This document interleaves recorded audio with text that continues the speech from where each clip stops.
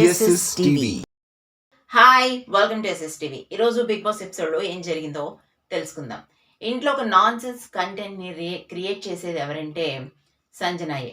ఇప్పుడు సంజన, దివ్యల మాధురి, అదే దువ్వాడ మాధురి ఇద్దరు కూడా ఫ్రెండ్స్ అయిపోయారు. సో ఇప్పుడు ఆ కంటెంట్నే రీక్రియేట్ చేస్తుంది మన దివ్యల మాధురి. ఇద్దరికిద్దరు సరిపోయారు అనుకున్నాను. ఒక రకంగా చెప్పాలంటే సంజన మాధురి మీద కాస్త బెటర్ అనే చెప్పాలి. అసలు ఇంట్లో వంట చేస్తూ ఉన్నారు. వంట చేస్తూ ఉన్నప్పుడు చక్కగా అందరూ ఎవరి పనులు వాళ్ళు చేసుకుంటున్నారు. ఈలోపు సంజన వచ్చి కూర్చుంది. సంజనని మాధురి, నా స్టిక్కర్స్ చూసావా అని అడిగింది. దానికన్నా ముందు ఇమాన్యుల్ని అడిగింది. ఇమాన్యుల్, స్టిక్కర్స్ గురించి ఇందాక మా మమ్మీ మాట్లాడుతుంటే విన్నాను అని చెప్పేసి అన్నాడు.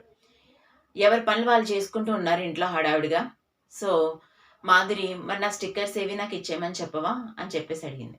అడిగితే ఇమాన్యుల్ వెళ్ళి, మమ్మీ నువ్వు స్టిక్కర్స్ తీసావా? మాధురి అడుగుతుంది. మాధురి కలర్ స్టిక్కర్స్ ఉన్నాయంట కదా అని చెప్పేసి అడిగారు. మాధురి కలర్ స్టిక్కర్స్ అక్కడ అంతలాగా బయట వదిలేయకూడదు కదా. ఎవరైనా ఏదన్నా వాళ్ళకి సంబంధించింది వాడుకున్నప్పుడు తిరిగి వాళ్ళ బాక్సుల్లో పెట్టేసుకోవాలి, వాళ్ళు భద్రం చేసుకోవాలి. అలా చేసుకోవట్లేదు కాబట్టి డిసిప్లినరీ యాక్షన్ కింద దాన్ని డస్ట్బిన్లో పడేశాను అని చెప్పేసి అంది. డస్ట్బిన్లో పడేసావా? ఇదంతా ఎలాగా అని చెప్పేసి వెంటనే దువాడ మాధురి కోపపడింది. నా దగ్గర వేరే స్టిక్కర్స్ ఉన్నాయి, అవి తీసుకోండి, ఇది డిసిప్లినరీ యాక్షన్ కింద నేను పడేశానని చెప్పేసి సంజన చెప్పింది. దానికి మాధురి, నీ స్టిక్కర్స్ నాకెందుకు, ఎలా పడేస్తారు? నువ్వు ఈ స్టిక్కర్స్ ఎవరివి అని ఆడవాళ్ళని కదా అడగాలి. స్టిక్కర్స్ యూజ్ చేసేది, కాస్మెటిక్స్ యూజ్ చేసేది ఆడవాళ్ళు కదా. కాబట్టి ఆ స్టిక్కర్స్ ఏమయ్యాయి, ఎవరివి అని చెప్పేసి నువ్వు ఆడవాళ్ళని అడగాలి. అంతేగాని ఇమాన్యుల్ని అడిగి పడేసాను అనడం ఎంతవరకు కరెక్ట్? అయినా నా స్టిక్కర్స్ నాకు కావాలి, నా స్టిక్కర్స్ని ముట్టుకోవాల్సిన అవసరం నీకేంటి? ఎక్కడుంటే అక్కడ ఉంటాయి, లేదా ఎవరివన్నా అడగాలి, లేదా కెప్టెన్కి అప్ చెప్పేయాలి. నువ్వెందుకు ఒక సొంత నిర్ణయం తీసుకొని ఇలా చేసావు? ఖచ్చితంగా నా స్టిక్కర్స్ నాకు కావాలని చెప్పింది. పడేసినవి నేను ఎక్కడి నుంచి తీసుకురాను, డస్ట్బిన్లో ఉన్నాయి, సో నా స్టిక్కర్స్ ఉన్నాయి, అవి తీసుకో అని చెప్పేసి సంజన అండి. దానికి మాధురి, నీ స్టిక్కర్స్ నేనెందుకు తీసుకుంటాను? ఏం మాట్లాడుతున్నావు? నువ్వు దొంగవు కదా, ఆల్రెడీ ఇంట్లో గుడ్లు దొంగతనం చేసావు. ఆ దొంగ బుద్ధి ఇక్కడ కూడా చూపిస్తున్నావా? ఇప్పుడు స్టిక్కర్స్ దొంగతనం చేసావా? ఇది నువ్వేదో బాగుంటుందని అనుకుంటున్నావు, కానీ చాలా చీప్గా ఉంటుంది.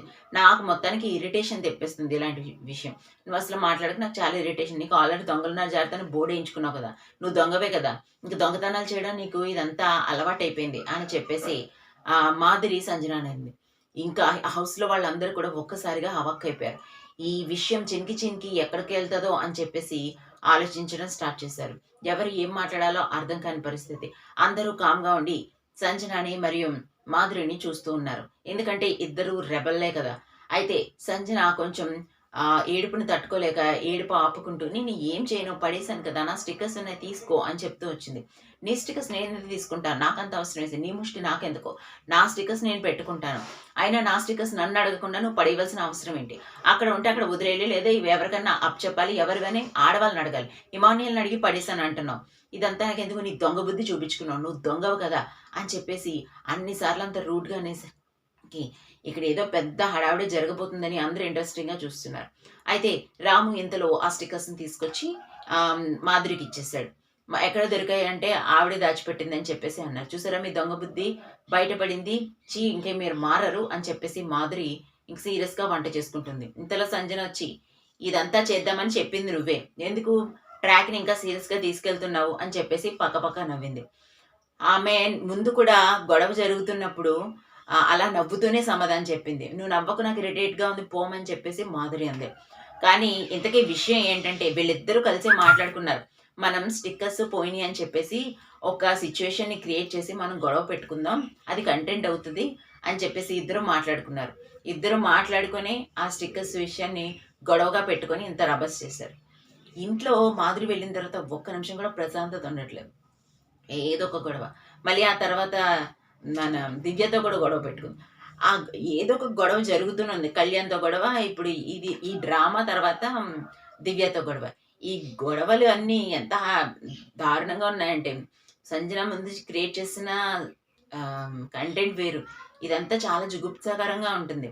మాధురి నెక్స్ట్ నామినేషన్స్లో కనుక ఖచ్చితంగా నామినేట్ అవుతుంది అనుకోండి, డెఫినెట్గా బయటకు వచ్చేస్తుంది ఇలాగే కనుకుంటే.